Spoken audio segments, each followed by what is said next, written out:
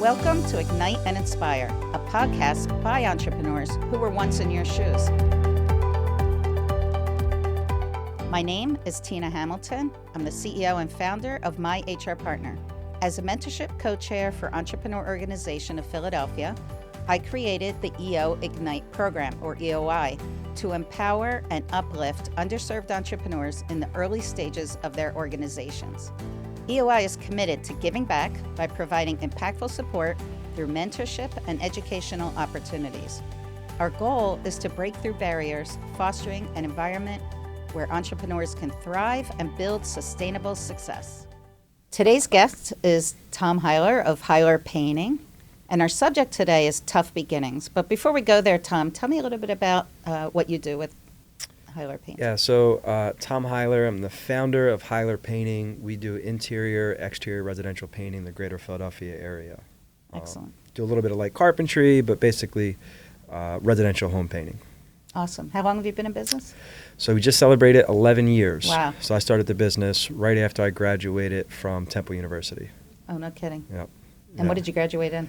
I started out as an accounting major, realized I hated it, and then switched when I went to college, I joined this program called College Works Painting, the idea of students managing a painting company. Oh. And then I just my dad had a background in painting. I worked with him throughout high schools. And then when I joined college, I was one of the first ones to go to college in my entire family. And I found this program that my dad's a blue-collar worker, and I learned how to learn business, but also painting, and it was a match. So Perfect. when I did that, I worked all throughout college, did really well there, and when I graduated, I interviewed for a couple different positions and realized that, you know what, I can try to start my own company rather than working for someone else. That's awesome. Yeah. And you took that leap, not having that background or experience as an entrepreneur, and somebody that had some pretty tough beginnings as well. So Yeah. Which is our subject today. So before we get into that, why don't you tell us a little bit about your beginnings and what that was like? Yeah, so I guess growing up, I grew up in a pretty rough neighborhood in Southwest Philly. I mean, it wasn't a bad neighborhood. It was just working class, right? Grew up kind of on and off welfare. We bounced around a lot. I was around a lot of drug addiction and alcohol. But when you're in that situation, you think it's normal. It's not abnormal. Right. Right. That's just how life is. So Yeah. back then it was great. It wasn't rough, right? Looking back at it now and after expanding, kind of seeing, my surroundings, I say, okay, wow, this is a little bit more challenging than what most people have been through. It's interesting how that happens. Yeah. So tell us about that. What was it like growing up in that kind of environment, and how do you think that contributed to where you are now? So looking back at it, it was what was normal. But when I am now kind of in this place and meeting other entrepreneurs and stuff like that, I realized that there were a lot of things in my environment that would be preventing me from excelling. And there wasn't that kind of guidance or even future thinking. So it was really when I decided to go to college that it really kind of opened my eyes to say, okay, there's these other things out there. But it was tough. We lived paycheck to paycheck. We were on food stamps. We didn't realize what was going on. I mean, there were ups and downs, obviously. Sure. But there was a period where, one of my parents got into trouble, and then I was with one parent. We lost a house, and for my freshman year in high school, I was sharing a king-size bed with my dad and my brother. Wow.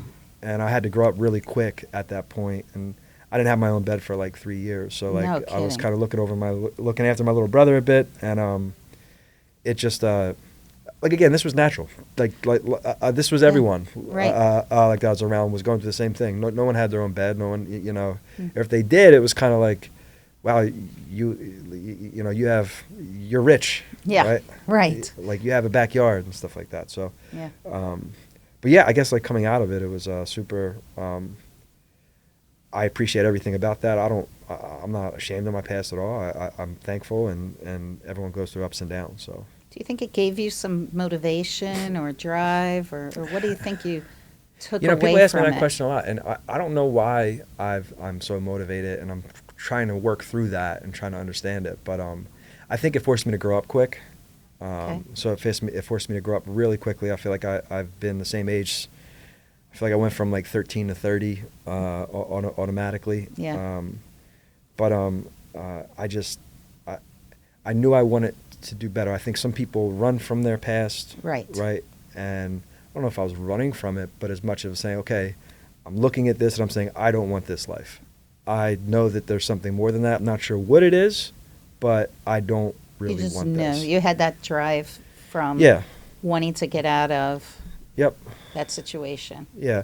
Well, even my parents would let me know that it's not normal. Like, look, go to college, do all these things. So they would push me to kind of make my own way. Whereas I know other upbringings, it wasn't that case. It was kind of like, hey, you really make it if you get a union job. Right. And I'm like, I don't want a union job. I want to run a union. I want to build a company. It was like something innate inside of you. Yeah. And I think that you have to have the opportunities. You have to be able to create those opportunities, though, as well. So you were saying earlier you were in college. You heard about this program for the painting. That's what started it? Yeah. So, like, again, I have like 80. I have 10 aunts and uncles. I have 40 or 50 first cousins, and I was one of the first ones to go to college.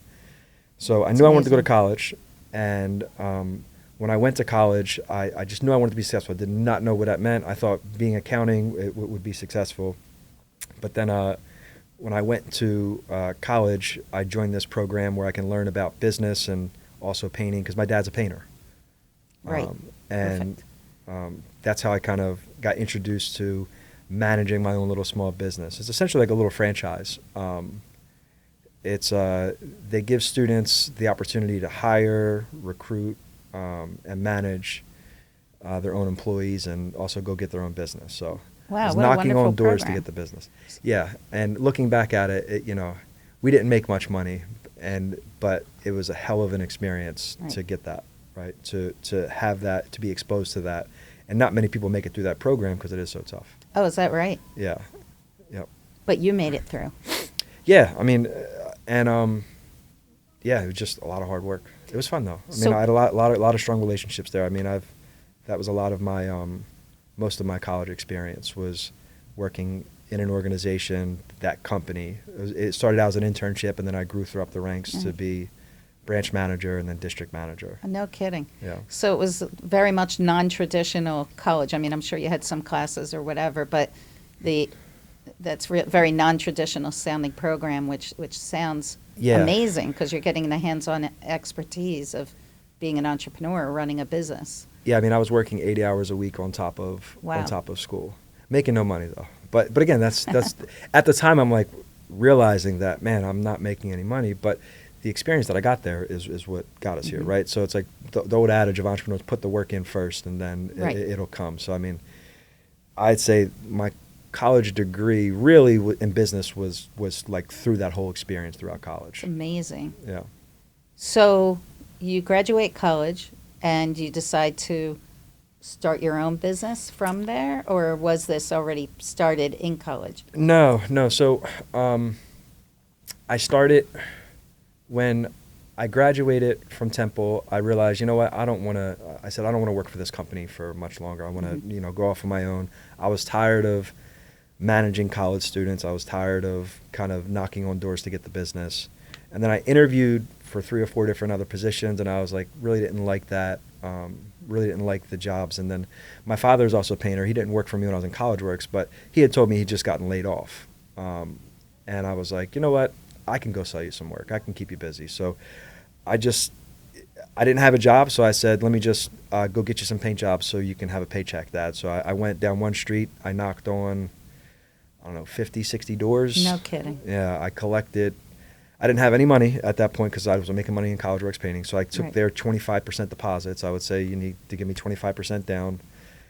I think I lined up $50,000 in sales like 1 week, and then I took $10,000 in deposits. I took their deposits, and I still have some of those customers, some of the very early customers, day No one kidding. customers, and used their money, their deposits, to fund the business. Went and bought a van, got all the stuff that I needed. No kidding. Now, was And, your dad involved in it Yeah, then? yep. Mhm. And he's still involved in the business. He just never wanted to be a part of the business. He is like he's a technician, loves, very skilled, huge part in getting us off the ground, and kind of he's a leader amongst a lot of the young guys. But Okay. he's 66, 65 right now, and I still can't get him off a ladder. I still can't. He's still trying to outperform some of the young guys, but He must have been so Yeah. proud of you when you brought Yeah. in those initial clients. yeah, no, he is, and he's a big part of kind of launching off to have that stability of someone out in the field that you trust. But yeah. So, but it took some turns from there when you started your business.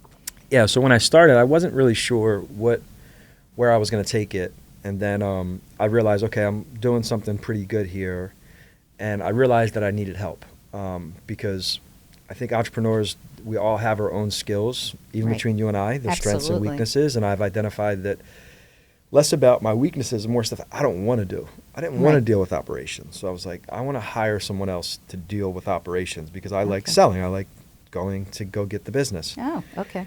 And I recruited right before I got, year 2 in the business. I realized I needed help. Like I recruited some relationships from my old company, or the Heiler Painting, to help join and Okay. say, hey, let's grow this company together. I saw the opportunity in it, and then they came on. And then a month into them joining, I got diagnosed with stage 4 cancer. Whoa. So it was like year 3 in the business. So it definitely took everything, kind of put everything on. Didn't put Wow. everything on pause, but it definitely And you had, at that point, you had hired a few, so they're already on. yeah. Well, at that point I had maybe 8 painters, a project manager, and then I brought someone else in to help me scale it bigger, right? Because I was Okay. doing close to like $1 million, I don't know, 700,000. Yeah. But You've I really needed built someone something. to really grow. I realized that it was to really take off, because it's the same thing of when I went to college and I said, okay, these people are doing it, how can I do it? I saw other Right. entrepreneurs and I was like, well, if they can grow it, I can grow it. So I just Right. figured out what it was. But yeah, I got diagnosed with cancer, and it kind of, definitely threw the entire process for a loop. Well, first of all, I'm sorry, that you went through that. Tell us about such a heavy thing and knowing you're going to Yeah. be sick. And I how was did you? I was in the prime of my life, man. I Yeah. mean, I still am in the prime technically, but I was 25 years old. I was Wow. at a Memorial Day pool party in the city at like one of the, and was making good money, had a bachelor pad, and I had a seizure out of nowhere in the middle of a pool party. No Everyone kidding. thought that I was on drugs or something, and I'm like, no, I didn't No. take any drugs. Like, but what drug did you have today? I'm like, I didn't have any drugs. Wow. So they gave me fluids, said it was, nothing, aberration, whatever. And then a day later, I had another seizure. So I was like, okay, Oh, no. like something's wrong. So then I went to the hospital, did a brain scan. I had 4 brain tumors. Whoa. And so then I immediately went into the ICU. I was in there for a week. And, 18 months, 7 surgeries, 24 cycles of chemo later, it's like, I'm here. Brain surgery, lung surgery, they plucked it all out. So, I had the gamut. I had as much as they could possibly give you, I got. And I ended with the trial stuff, and that worked. So fortunately. No kidding. Yeah. Well, we're very fortunate. Yeah. We're glad because, we love having you here, especially as a member of EO and a friend. How did you run your business during this period? Yeah, it's I think it forces people to be hands off. Like, it forces delegation. Okay, yeah. Right? It beautiful, forces yeah. that you have to trust people to do their job. And I think one, I honestly think the business kept me alive because I met a lot of people in my same situation that didn't make it. And same diagnosis, same treatment, stuff like that. Wow. Because I was so focused on work. I have a really good support system. My wife was there to help me pick up my pieces. I was making enough money to where she was my girlfriend at the time, but she cleaned up after all the mess that I would create, because I would go through treatment, I would go to work, I would come back out. Wow. But I would say that fortunately, unfortunately, it rallied the best people around me to kind of help out. And it forced me to delegate to them. And it's an amazing thing that people, when you're growing the company, you're afraid to give responsibility to other people because you're afraid they're not going to be able to do it as well as you want it done. Right. I still, to this day, I say, I'm just going to do it. I mean, we are 10 times the size, right? But Sure. like, I still hesitant about giving people the responsibility because it's much easier if I just did it. Right. Right. But at this point, it forced me to do it because I didn't have any choice but to trust them. And the amazing thing is that when you trust people to do their job, they want to do a good job. So Right, if you have the right people and you lean on them to do a good job, they will probably do a good job. And you must have created. I was forced to. So You must have created a very trusting environment where people trusted you because, look, you're a painting company with, you said, about 8 painters, a project manager, Yeah. et cetera. They could have thought, well, this isn't going to go well, stage 4 cancer. I Yeah. better go find something else. Or no, instead they rallied around you and helped keep you going. I think when they saw me still working, that helped out a lot. Okay. So they saw me still out there selling, staples in my head, out Wow. on job sites. So I think it was like, that helped out a lot. That's a good point. I never thought of that. But I had a very strong relationship with all these people. So, still close with them. That goes a long way in Yeah. business. Yeah. And it's, but as you grow, I mean, a lot of things changes. And it's like, that was one curveball. I just think of life as just a bunch of curveballs. Absolutely. It's like my upbringing, the situation when I was a freshman in high school, that's a curveball. My living situation. Cancer is like a curveball. It's like our core value is grit. And I just feel like you have to be able to, like, as a company, is like just roll through it, believing that it'll be fine, believing Right. that it'll work out. Right. It's messy, it's shitty right now, it's a tough spot you're in. Right. But it'll work out, and you just have to have that constant mentality because other people feel that, and if the people around you don't feel that, then they're questioning if it's going to work out. And you could That have kind of easily conviction. just succumbed to defeat and thought, I'm this sick. Like, Yeah, forget or it. just said, business, put the business on hold Right. for right now or something like But that. did it ever enter your mind No. to do that? Never. What else would I would have done? What else? What are you going to do? It's just the thought of, I never wanted to know what my chances were. Like I always said to my Really? doctor, I would say, don't share any of that. I know they're all going to do their own research. I never wanted to know what my chances were until I got into remission 2 years later. I looked. They said it was like 7% chance to be. Ooh. Yeah. That's unbelievable. Yeah. And somehow you kept your head in the game with business and life. Yeah. I mean, it's. What are you gonna do? Like there's like there's not really many other options Yes. to go for. It's either you quit or you just keep Or you going. don't, right. And And you're obviously fortunately not a for me, quitter. the business kept me alive. In what I said that is, I think it kept me alive because that's all I had to focus on. Right. I was able to put up the blinders of any other issues. Right. It's no longer that my business, I have to go to chemo. Chemo is a burden because I got these calls to make and I got these appointments to go to. It wasn't like my whole life revolving around the treatment, right? It was Right. like the treatment was just getting in the way of my life. Right. You weren't focusing on it. It was just, I just remember making sales calls just getting out of surgery because it's like I needed to stay focused on it, Wow. right?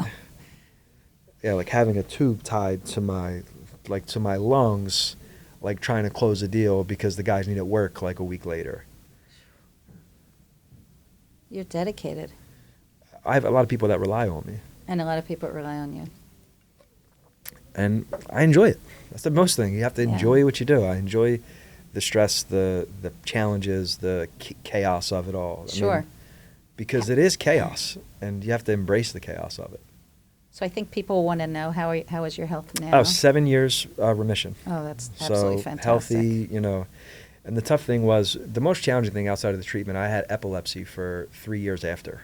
Oh, no So, kidding. yeah, cancer was gone, but because of the brain tumors, I would have grand mal seizures all the time, which to me, I would take 10 years of chemo over seizures and epilepsy. Is that right? Terrifying. But I haven't had one in like 3 years now. That's So, fantastic.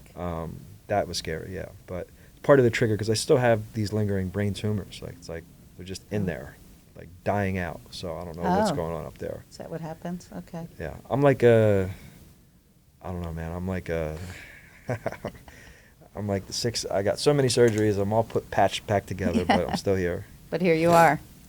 And now tell us where your business, after you started recovering, and did the business keep growing during that time? Yeah, so I think right when I recovered, I was like, okay, I took maybe a 6-month victory lap where I like went on vacations and spent a lot of money just to celebrate, right? I did once in a lifetime trips from all the money that I saved up. And that's when I was like, okay, now we know we can take this. Let's get the business legit. Let's like really try to take it to the next level. So I joined EO right when I got healthy. I think we joined at the same time, if Yeah, I we remember did. correctly. Yeah, we did. So it was 6 years ago. Yeah. So I joined EO. And then at that point we had about, it was like 12 employees, and we did like 1.7 million. And over the past 5 years, we've grown to, we did 6 last year, going to do like 7 million this year. Wow, that is absolutely fantastic. Yeah. So also I have a great team. I'm very fortunate. A lot of the relationships that I built here in EO have helped out a lot with that. Is that right? Yeah. In what way? What do you think? I think, I would say just little nuggets here and there. Mm-hmm. Having that relationship with people to call on, and I still do it to this day. And even if it's in EO or not, it's just all you really need is information to grow a company. Right. You just need to, what have other people done? And I think that's the best thing about EO is, how have you organized yourself? Oh, we used EOS. Or how do you manage, what is your CRM software that you've used? What are some successes? And I don't think there are any new ideas out there. The new idea is the one that molded 3 or 4 different other ideas, and now it's a new idea. And you didn't grow up around people like this, Yeah, right? exactly. I didn't have any of that kind of, right. that guidance, but you found it through EO. Yep. I found that through EO, and then also, it's like, it's a huge resource. I still have super, very tight relationships and all the systems and processes that they put into. So it definitely, I think there's a number of things that help. But I think the most important thing is education in order for you to grow. You're not going to, you need the information to make a decision. That's right. And I would have probably still been stuck at, maybe 15 employees right now if I was just out there on my own. Right. But I have this huge network of EO people. I have this a huge network kind of across the U.S. just by building that network of information to share, someone to call on, or Eric Griffin, who's going to be our next guest from Mouthfitters, he said to me, he was the one that signed me up when I started, and he said, there's something magical that happens when you join EO. He said your business will just expand, and there's something about being around, would you say, like-minded people? Yep. And like finding your tribe, people that are exactly like you, Yep. all different upbringings. Yours is obviously very unique, but each of us have a unique, story and situation. But there's something about being around others like you. Would you say? Yeah, 100%. And I'm in groups where it's like industry specific. Sure. But it's not the same. No. Because there's all different points of views from all different types of industries. We're all dealing with the same couple of issues. Right. Right? What are the issues? The issue are, who are the people that we're working with? How are we leading them? Right? Right. What are the processes that we're doing and how we're managing So these important. things? Right? Yeah. What are our visions for big picture? How we're going to accomplish these things? Right? How are we keeping track of all it all? It's all the same concepts. It's just different industries. You plug and play different things. So. Right. Yeah, and it just kind of seeing other people's perspective has been helpful. Don't get me wrong, it's very important to have a network in your industry, but I think it's equally as important to have a network of people that are bigger than you, size-wise, smaller than you, different perspectives, and very diverse. That was one of the greatest things about EO, I'd say, is the diversity. Absolutely. There's age, walks, it doesn't matter. There's people doing billions, and there's people, the minimum requirement to join EO is $1 million in business. Yeah. So 1 million all the way through. And then we have EOA, which is but- pre 1 million. Yeah, I mean, you have people that are a quarter of my size, that are a quarter the size of me, but they're brilliant, and I'm like, man, this person, and they're just coming into EO. Right. There's people that are young, there's people that are older, so it's Right. like having all those different life perspectives have been pretty helpful. Somebody that understands you is really important, because I think it's a lonely place being an entrepreneur. It really is. Even with Yep. your employees, Mm-hmm. they're still your employees. Yep. As much as a relationship as you might have with them, they're not in the same place as you, not taking the Yeah. same risks. You can't expect them to want it as much as your employees to want it as much as you do. But like, kind of overcoming that, like that initial struggle of, I mean, leaning on your employees is that we have to trust them to do their job, but we can't expect them to want it as bad as we do. Right. Sure. And I have a lot of great relationships with people. It's good to have those kind of discussions with the EO people, not necessarily my employees, because they are an employee of the company. Right. Right. And That's the fact. yeah, and I can't relate that I'm not thinking about my job when I have conversations where they might be, and I have no idea that, Right. because I'm the owner of the company. So Right. So, any final words that you'd like to share for somebody that's maybe where you were at the beginning, tough beginnings, not necessarily having the mentors or somebody setting an example for you? What would you share? So, expand your circle as much as possible, because like where I grew up, it's funny because there was a 1 block radius that we would stay, because Right. in a rough neighborhood, like you go to the other side of the street or a few blocks down, you don't know Right. those people, Right. and that's where you hear about like shootings and all that stuff and Sure. robberies. It's because you're not from the same neighborhood. Right. So it's like expanding that network and exposing yourself to more people. You realize that that it's not as hard as it looks because you don't know it. Right. Like, and I actually talked to Griff about this, but it's like I'm just trying to get to as many levels as possible, and the only way that you're going to grow is by exposing yourself to those people and those levels, and get to know as many other people as you can if you're interested in something, and don't be afraid to kind of expose yourself to that, because if you want it bad enough and you're driven, like, you'll figure it out. That's right. Yeah, that's So. great advice. I agree with you on that. Thank you, Tom. Yeah, thanks. You're such an for having me. inspiration, and I'm so happy that your health is good and that you've been so successful, and you're a great partner to have in EO. Oh, cool. Thank you. So thank you. Thank you, Tina. If you'd like to know more about Entrepreneurs Organization or EO Accelerator or EO Ignite, go to eophiladelphia.com.